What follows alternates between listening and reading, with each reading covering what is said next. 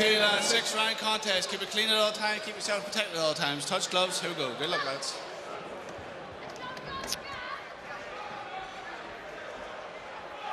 So the long-awaited return of Joshua Frankham.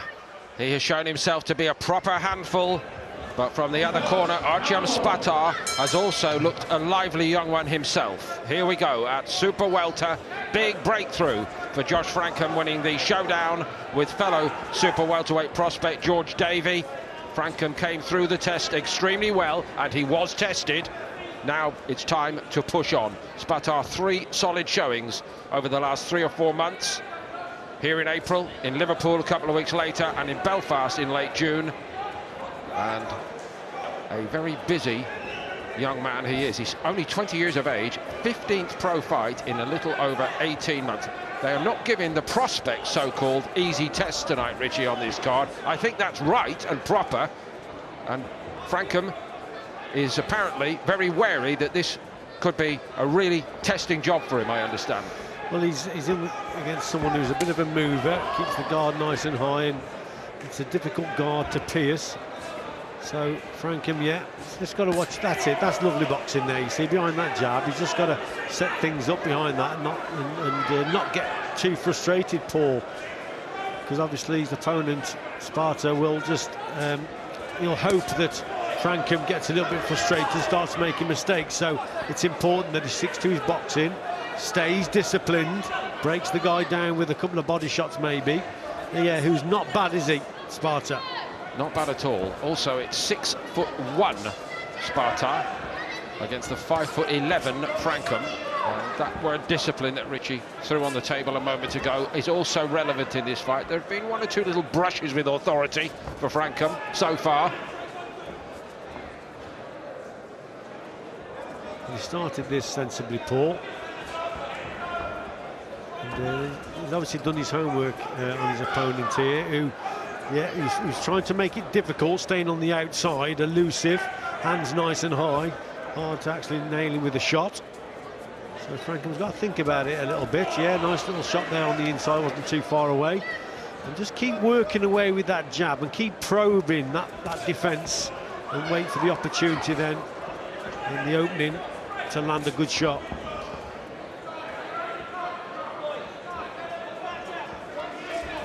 His 10th pro fight tonight, Joshua Frankham. The potential is very obvious, I think. Very natural style, very self-confident.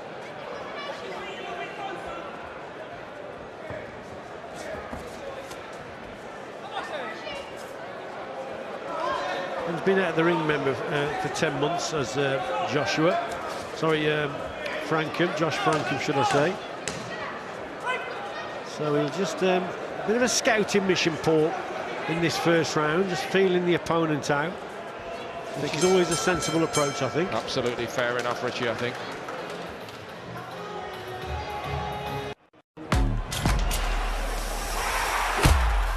Taylor versus Scooter really exploded in the public eye. Sexism, misogyny, death threat. She wanted her masters back. He paid for his rights fair and square. This all boils down to whose side are you on? Taylor Swift versus Scooter Braun, Bad Blood. Stream now only on Discovery Plus.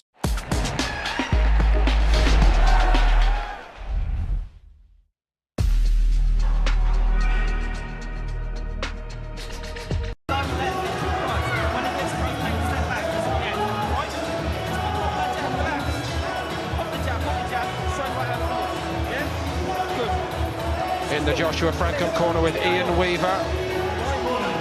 Kind of gets pass marks for his return there, that opening round. 10 months since the big showdown and the breakthrough in the 8th rounder with George Davey. And in against a dangerous opponent tonight on his return, Artjom Spatar from Estonia.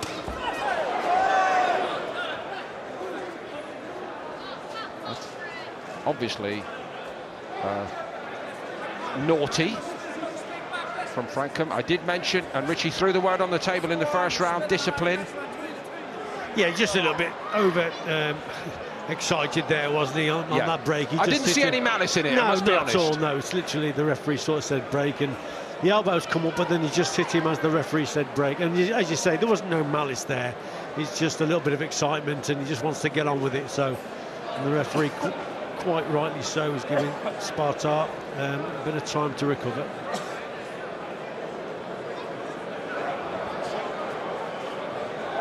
Basically, he gets as long as he wants here, doesn't he? Well, he seemed to be all right after the shot, but now he's obviously a bit of a delayed reaction, I suppose. But this is a bit surprising, isn't it? He might need the bucket. Look away now, please, if you are a little bit squeamish about such matters. Yeah, like I said, I thought he was... Obviously, it was just a split-second thing from Frankham, but he seemed okay right afterwards. And then when the referee's obviously told him to go to the neutral corner, then he's played on it a little bit, and obviously a delayed reaction, and he's not feeling too good.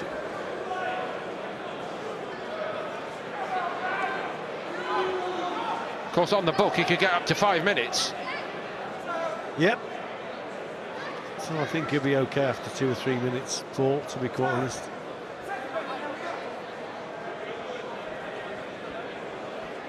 Altogether, an unsatisfactory start to this second round.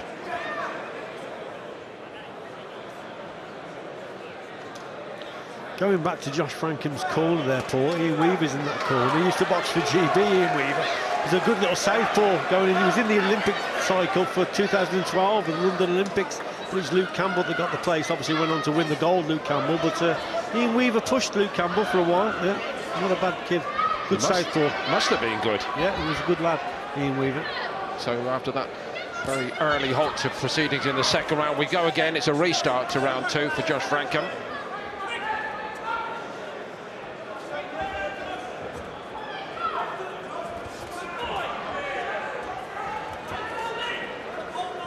If anything, probably what Spatar has done here, Paul, is just shown a little bit of a weakness downstairs, because he wasn't too happy with that body shot, was he? So that might just encourage Frankham just to set up a few body shots.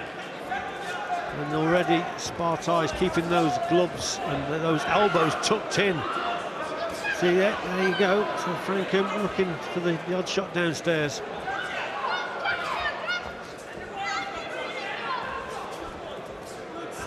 Tried it again there. Yeah. So it may have backfired on him a little bit. He's had a bit of time off to recover, but he's shown his opponent a little bit of a weakness maybe downstairs. Josh and I was beginning to think the art of body punching was a lost art, having been at the Olympic Games. Yeah, absolutely. Yeah. Basically, Frankham is looking sharp. Always that question mark after a lengthy absence, 10 months. Starting to build momentum. Yeah, I think you're right, Paul. I think obviously 10 months out of the ring, he's had a look in that first round. He's just feeling his way into this contest and just brushing off a few cobwebs here. Spatar now, he's gone southpaw, trying to make things awkward, and again, he is proving a difficult target to actually get to. The hands are nice and high, the elbows are tucked in, and on that back foot, hard to nail clean with the shot. Not been a lot coming back from Spatar in this second round, nothing of consequence. It's Frankham really starting to look the part for me. Just fell short there with that right hand. Got to get the feet a little bit closer, so he needs to work probably a little bit more with that lead hand, measuring that distance. He's a little bit too far away there, but sometimes that jab is not only a point score, it's to measure the distance between yourself and your opponent, and that's what Frankham's doing here, just measuring before he lets that right hand go. So sensibly using that lead hand just to close that gap down and then let the right hand go.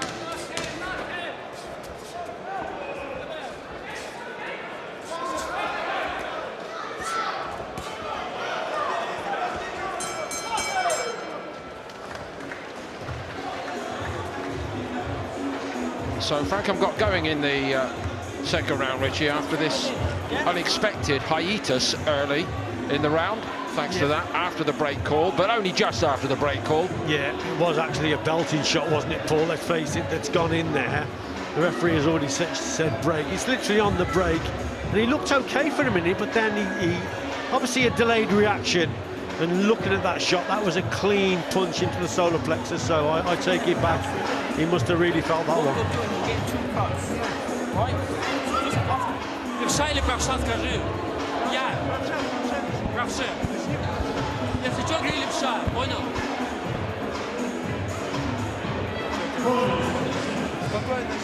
Kept Owen Lavin on his toes in a 4-rounder in Belfast at the end of June, did Spatar. He's been on the radar for jobs like this for quite some time. He met Stephen Clark, the amateur champion of 2023 in Liverpool in April.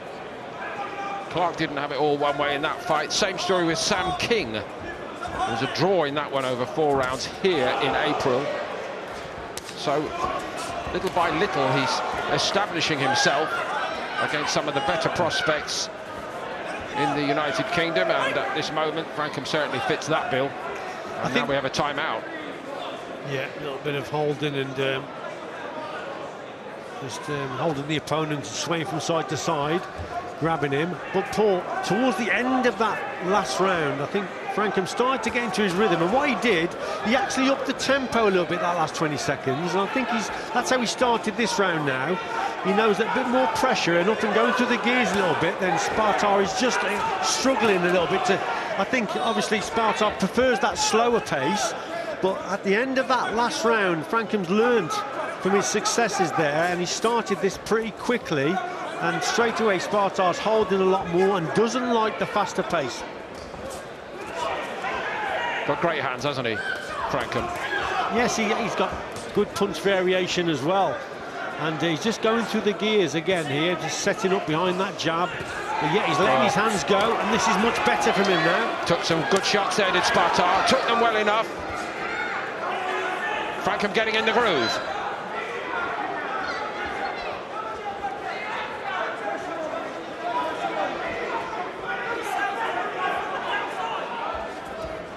See Spatar opting to go southpaw again, but his feet are too square, Paul.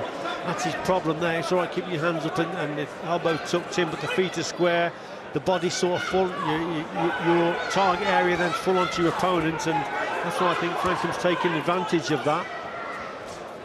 Got to try and keep that good, well-balanced stance when you switch from orthodox to south. Look how square he went there. Just gets away with it, but his feet are all over the place, and this is now playing into Frankham's hands.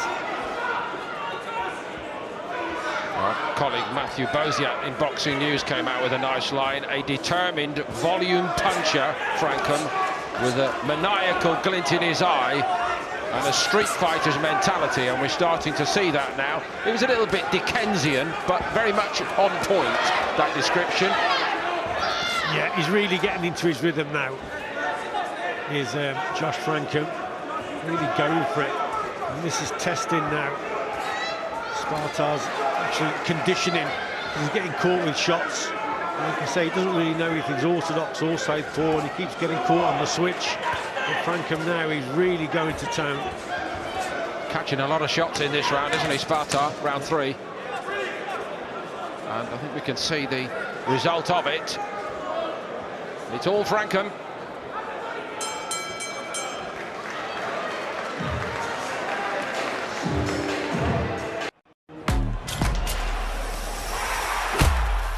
Join me, Mel Gedroych, and all of the 90 Day Fiancé couples in an exclusive tell-all episode as we unpack the highs, the lows, and everything in between.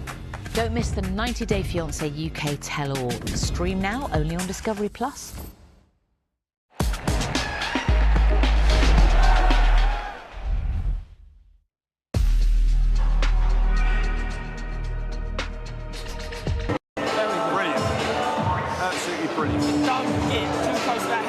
When you're in close, keep it high. Yeah? Pop that jab. When you get close, then you start going up and down. You found the distance now, so beat him up. Yeah? Good. Yours to stop. Stop him. Beat him. Yours to stop. They think they're well on top. For what it's worth, I think they're right. Good work tonight from Joshua Frankham so far. 6-round schedule against Artjom Spatar. Into the second half of this.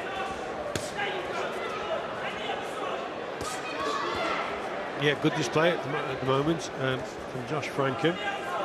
He's really increased the volume of shots, going through the gears a little bit. And his opponent there, again, too square. Good body shot there from Frankham downstairs.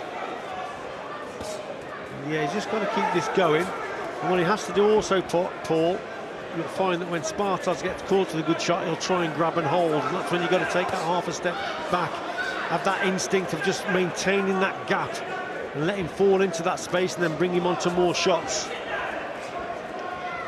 Up close, you see, Spatar will just try and hold and make things difficult, and then the heads can clash, and you never know what can happen on the inside when the heads do clash. So just maintaining that gap and have that, like I say, just to step back occasionally to create that space when your opponent's leaning forward and trying to grab and hold.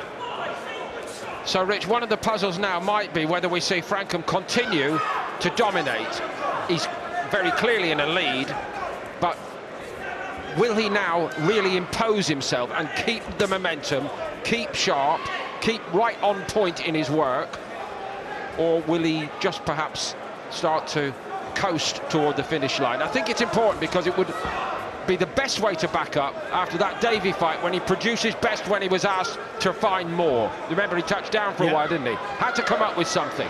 So that's one fighter's mentality, but to be a top-level operator, you have got to show everybody you can be the dominant guy. Yes, I agree, Paul, and I think he should continue what he's doing here. Obviously, he's been out of the ring for 10 months, but it's a 6-rounder, remember, so he's just got to keep turning the screw each round here, because from the end of the second round, then he certainly found a way in terms of the more work he did, the better it was. And I think Spatar is struggling with the pace. So I think Frankham's just got to keep it going, Paul. It's much more impressive when he's set in a fast tempo. Definitely.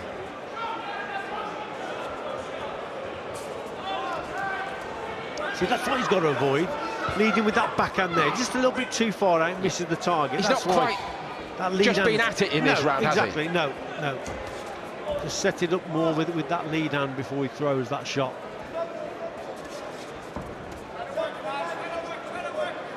Spatar has spoiled a bit. Oh, look at that. Our camera was just wide enough to show you, I think, what happened there. Spatar was trying a bit of judo downstairs there. Yeah. Bit naughty. Well, Spatar spoils his way to the end of the round.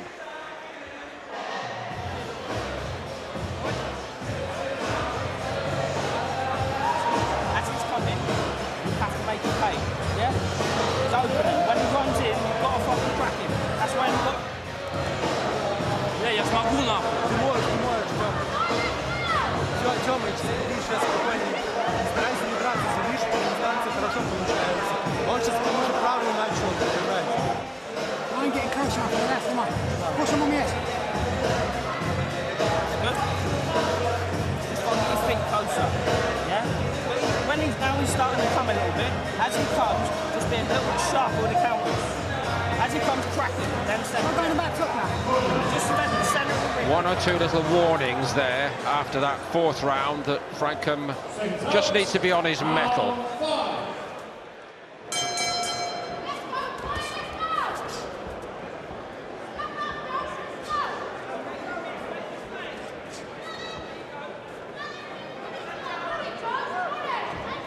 Fifth round of 6 for Joshua Frankham, the latest in a long line of famous fighting family, all the way back to his uncle Johnny Frankham, the British light heavyweights champion, a renowned champion of the 1970s. In that division alone, it was an all-time era, the likes of Chris Finnegan and Bob Foster, and many members of the wider family group, well known in boxing, starting at the very top of the game with the one and only Tyson Fury. I had the great pleasure of being a house guest of Tyson Fury on Thursday. He could not have been more welcoming, Richie.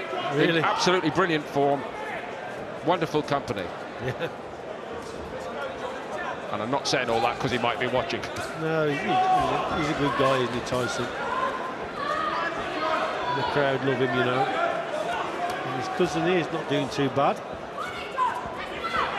What he's got to try and avoid here, though, Frankham, like we've said, Paul, Spatar, when he gets up close, you just try and hold, and that's when you've got to try and take half a step back and either bring him onto a right uppercut or a right hook.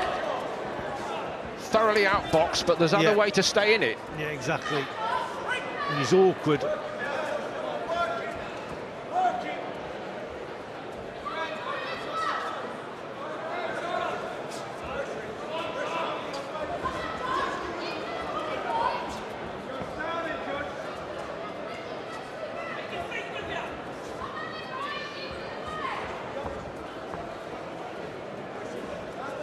Not a lot of telling landing blows in this round so far, to tell you the truth. No, it's just took his foot off the gas here a little bit.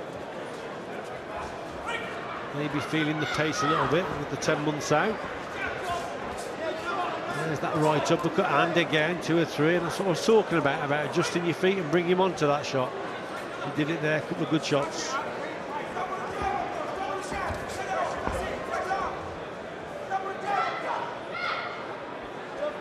Of course, Spatar, Paul, what will be in his mind, just getting to the end of the contest.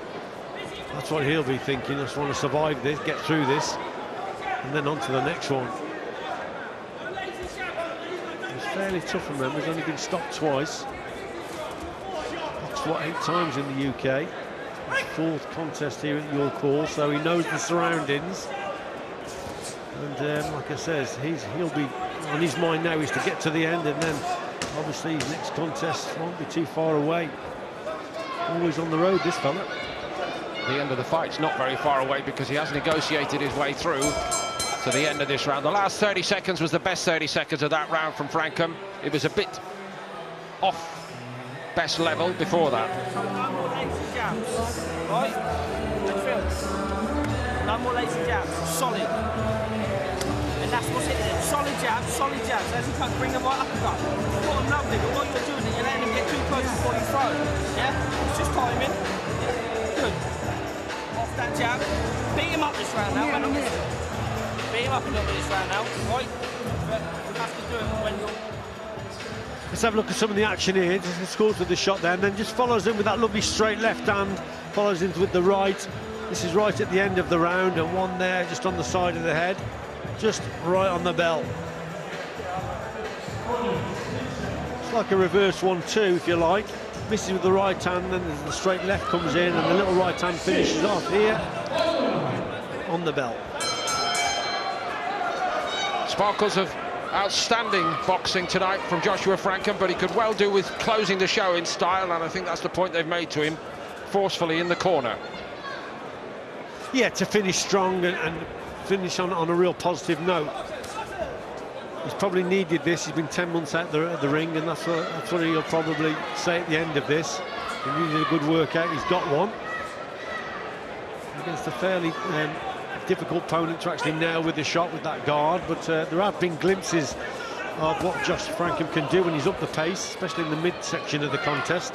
And now it's important for him to finish strong and finish very confident.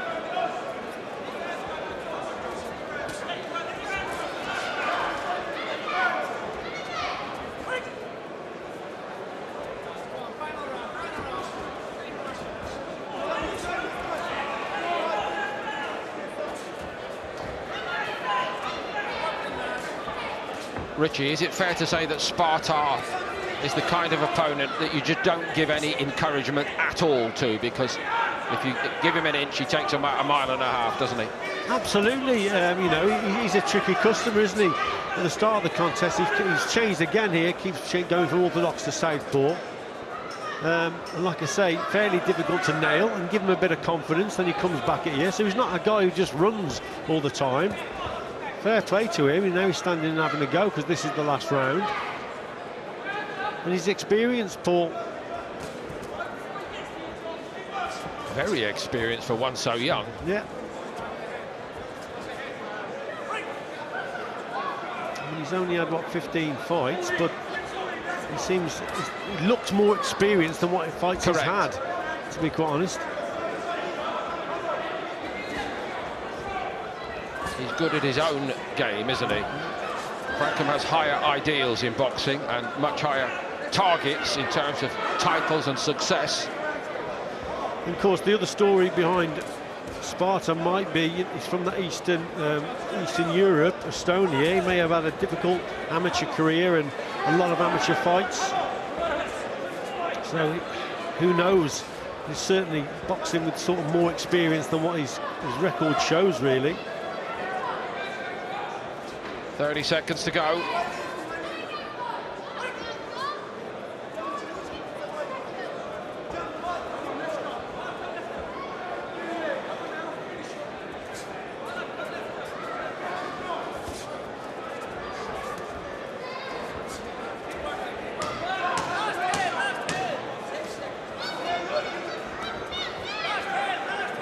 Did manage to close the 5th round with a little bit of sparkle, but I'm not sure we're going to see it this time round in the 6th round. Spatar clinging, grabbing, holding, spoiling right to the very end. Frankham perhaps a little bit frustrated with the second half of the fight. First half of the fight tonight really looked the business. That's something to build on. Yeah, I think, Paul, you know, being out the ring for 10 months, I think it was important tonight then, obviously, to get those 6 rounds under his belt. As the contest has gone on, then at one time that we thought he was going to go through the gears, when he was going through the gears, we thought he'd end pretty strongly, but it wasn't that way. He's won more or less every round, and so you can't complain too much, but like I say, the 6 rounds will have done him a world of good after that long layoff. But what's important for him now, Paul, is to get his next fight in the diary. That's the important thing. Probably between 6 and 8 weeks, he's got to be back in again, straight back in the gym, short break and then back to it, because he needs to box more regularly, and he knows that.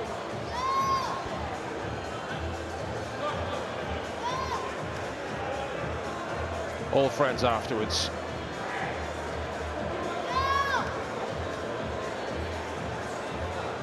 Let's hear from Devsani. Ladies and gentlemen, after 6 rounds of boxing, your referee Sean McAvoy scores the contest 60-54 to your winner, Joshua Frankham. All one way on the cards. The story of the fight was a little bit more twisty and turny, but Joshua Frankham has got the W. That's 10 out of 10.